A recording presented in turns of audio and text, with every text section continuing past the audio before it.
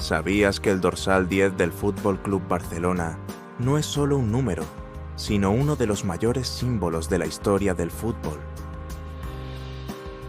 A lo largo de las décadas, este dorsal ha sido reservado para los jugadores más talentosos, los más creativos y los que estaban llamados a marcar una época.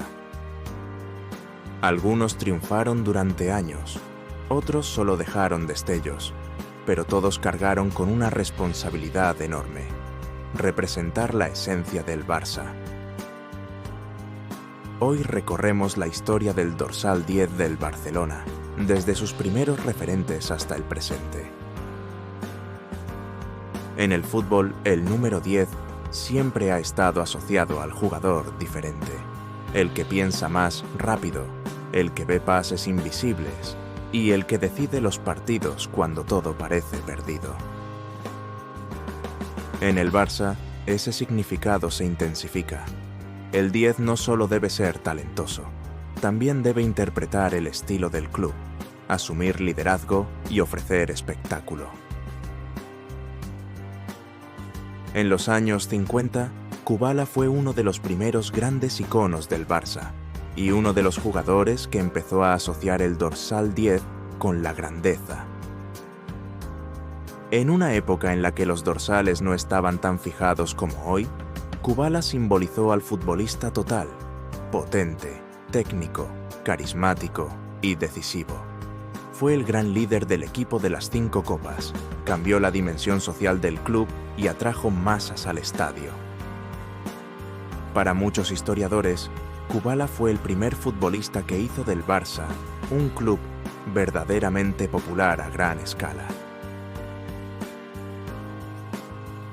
En los años 70, el dorsal 10 pasó a Hugo Sotil. El peruano aportó desborde, imaginación y una personalidad fuerte en el campo. Fue una pieza importante en el Barça, campeón de Liga 73-74, un título muy especial por el contexto histórico y deportivo del club. Sotil representó al 10 clásico sudamericano, imprevisible, técnico y con capacidad para romper defensas desde la media punta. En 1982, el Barça fichó a Diego Maradona, y con él llegó una de las mayores expectativas jamás vistas en el Camp Nou. Maradona llevó el dorsal 10 en una etapa marcada por lesiones, enfermedades y conflictos, lo que impidió que su talento brillara con continuidad. Aún así, dejó momentos memorables, goles imposibles y la sensación permanente de que el Barça tuvo durante un tiempo al mejor jugador del mundo, aunque las circunstancias no acompañaran. Durante los años 90 y principios de los 2000, el dorsal 10 tuvo un fuerte acento brasileño. Giovanni fue un jugador elegante, técnico y con una gran capacidad para aparecer entre líneas. Aunque su etapa fue breve, dejó actuaciones recordadas y una fuerte conexión con la afición. Romario, por su parte, encarnó al delantero puro con alma de 10. En la temporada 93-94 fue una de las figuras del equipo campeón de Liga, combinando goles, talento y una personalidad arrolladora. Rivaldo elevó aún más el listón. Fue Balón de Oro, líder absoluto del equipo y autor de algunos de los goles más icónicos de la historia del club. Con él, el dorsal 10 volvió a ser sinónimo de jerarquía y liderazgo ofensivo. Después llegó Ronaldinho, y con él, la magia. Ronaldinho llegó al Barça en un momento complicado y devolvió la alegría al club. Con el dorsal 10, lideró al equipo hacia títulos, conquistó una Champions y ganó el Balón de Oro. Más allá de los trofeos, Ronaldinho representó el espectáculo puro. Regates, pases imposibles, goles increíbles y una conexión emocional total con la grada. Para muchos aficionados, fue quien volvió a enamorar al mundo del Barça.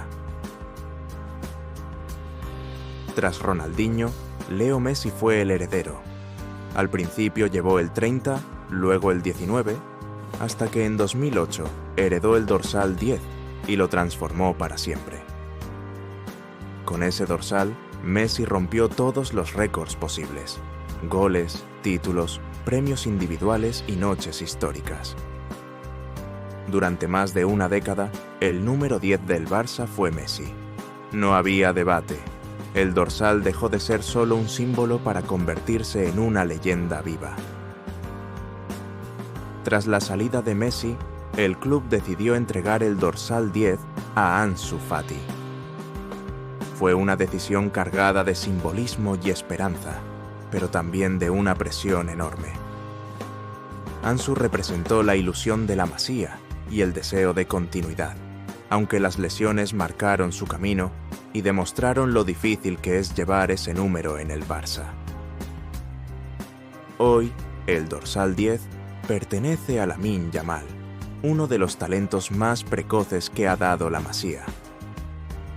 Con apenas 18 años, heredó un número cargado de historia, expectativas y responsabilidad.